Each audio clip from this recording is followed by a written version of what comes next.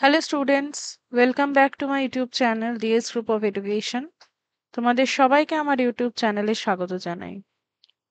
আশা করি তোমাদের এসএলএসটি 2025 এর প্রিপারেশন খুব ভালোভাবে চলছে এবং ইউটিউবের প্রত্যেকটি ক্লাস তোমরা করছো। যারা এখনো পর্যন্ত চ্যানেলকে সাবস্ক্রাইব করোনি অবশ্যই চ্যানেলকে সাবস্ক্রাইব করে দেবে এবং কেউ যদি ফুল কোর্স অর ক্র্যাশ কোর্সে এনরোল করতে চাও তার ডিটেলসের জন্য অবশ্যই ডেসক্রিপশনে দেওয়া হোয়াটসঅ্যাপ নাম্বার অথবা মেলে যোগাযোগ করবে। তো চলো শুরু করা যাক আজকের ক্লাস।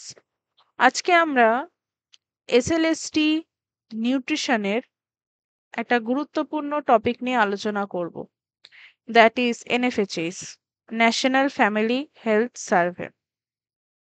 এই ন্যাশনাল ফ্যামিলি হেলথ সার্ভে এটা একটা large scale multi round survey এবং it's conducted in a representative sample of households throughout India.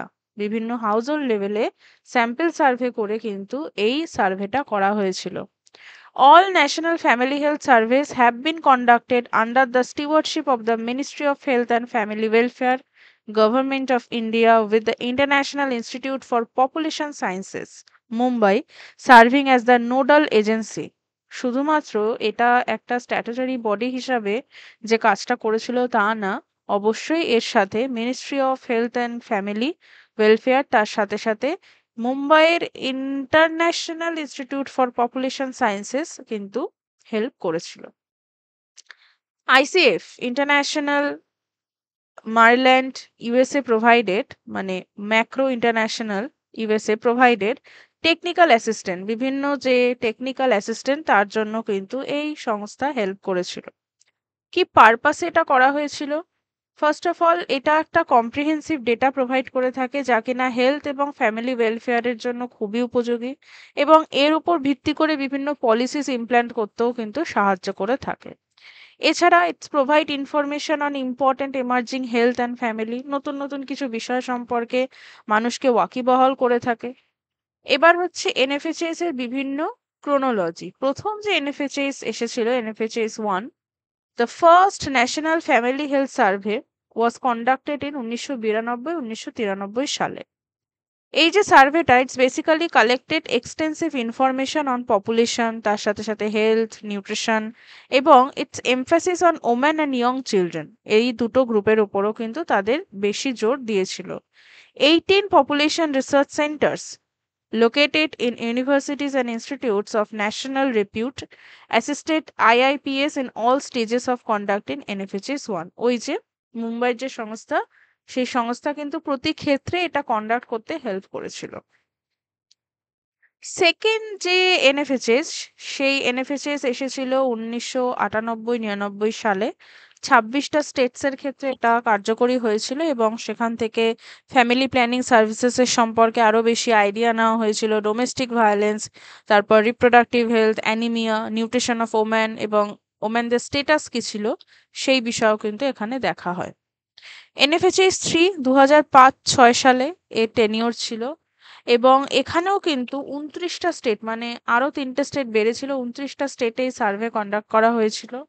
And USAID, DFID and the Bill and the Melinda Gates foundation, UNICEF, UNFPA এবং MOHFW GOI, এরা সবাই কিন্তু একসাথে মিলে এই কার্যক্রমটা করেছিল এবং এখানে ন্যাশনাল এইডস কন্ট্রোল অর্গানাইজেশন, তার সাথে সাথে ন্যাশনাল এইডস রিসার্চ ইনস্টিটিউট, এরাও কিন্তু এই প্রোগ্রামে অংশীদারিত্ব করেছিল এইচআইভি এডস সম্পর্কে আরও ইনফরমেটিভ ডেটা এবং প্রিভেনশন টেকনিক অ্যাপ্লাই করার জন্য। এনএফএচএস 4 2014-15 সালে এর সময়কাল ছিল এবং এর যে ফান্ডিং সেটা completely provided by government of India. এছাড়া ইউনাইটেড স্টেটসের agency international development, the department of international development and the Bill and Melinda Gates foundation, UNICEF and UNFP, এরা সবাই কিন্তু আবারও একসাথে কাজ করেছিল।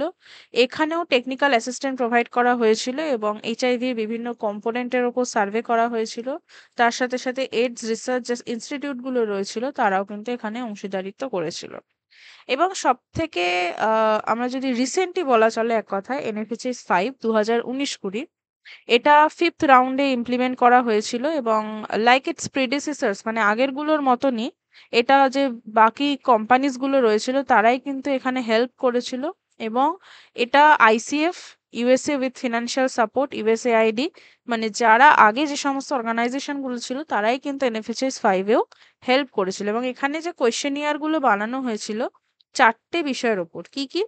Biomarker related, household related, man's related এবং ওমেন্স রিলেটেড, এই 4টে ক্রাইটেরিয়ার উপর করা হয়েছিল। এবং সব থেকে রিসেন্ট যে এনএফএচএস 6 2023-24, এই যে এনএফএচএস এক্ষেত্রেও সেম, যারা অ্যাসোসিয়েট ছিলেন তারাই ছিলেন। এবং এই যে সার্ভেটা, এটা মেনলি পপুলেশনের ওপর দেখা হয়েছিল এবং পপুলেশনের সাথে সাথে বিভিন্ন যে ফার্টিলিটি, তার সাথে সাথে ইনফ্যান্ট চাইল্ড মর্টালিটি এবং অন্যান্য যে সমস্ত পরিবার কল্যাণ বিষয়ক রয়েছে, যারা হেলথ ইন্ডিকেটার্স যেগুলো রয়েছে তাদেরও ক্যারেক্টারিস্টিক সম্পর্কে ডিস্ট্রিক্ট লেভেলেও কিন্তু তার যে ট্রেন্ড রয়েছে সেই ট্রেন্ডটা দেখা হয়েছিল।